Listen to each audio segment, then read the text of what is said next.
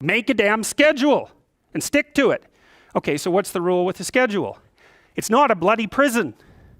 That's the first thing that people do wrong. They say, well, I don't like to follow a schedule.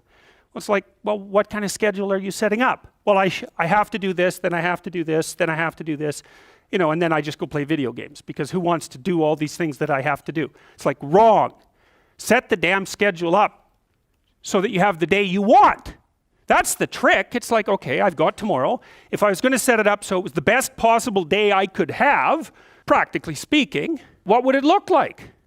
Well, then you schedule that. And obviously, there's a bit of responsibility that's going to go along with that, because if you have any sense, one of the things that you're going to insist upon is that at the end of the day, you're not in worse shape than you were than at the beginning of the day, right? Because that's a stupid day. If you have a bunch of those in a row, you just dig yourself a hole and then you bury yourself in it. It's like, sorry, that's just not a good strategy. It's a bad strategy. So maybe 20% of your day has to be responsibility and obligation, or maybe it's more than that, depending on how far behind you are. But even that, you can ask yourself, okay, well, I've got these responsibilities. I have to schedule the damn things in. What's the right ratio of responsibility to reward?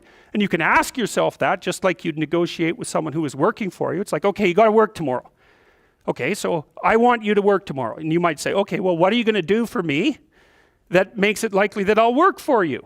Well, you could ask yourself that, So maybe you do an hour of responsibility and then you play a video game for 15 minutes. I don't know, whatever turns your crank, man. But, you have to negotiate with yourself and not tyrannize yourself.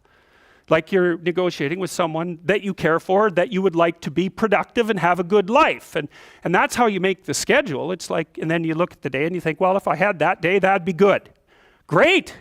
And you're useless and horrible, so you'll probably only hit it with about 70% accuracy, but that beats the hell out of 0, right? And if you hit it even with 50% accuracy, another rule is, well, aim for 51% the next week, or 50.5% for God's sake, or because you're going to hit that position where things start to loop back positively and spiral you upward. So that's one way that you can work on your conscientiousness, is plan a life you'd like to have.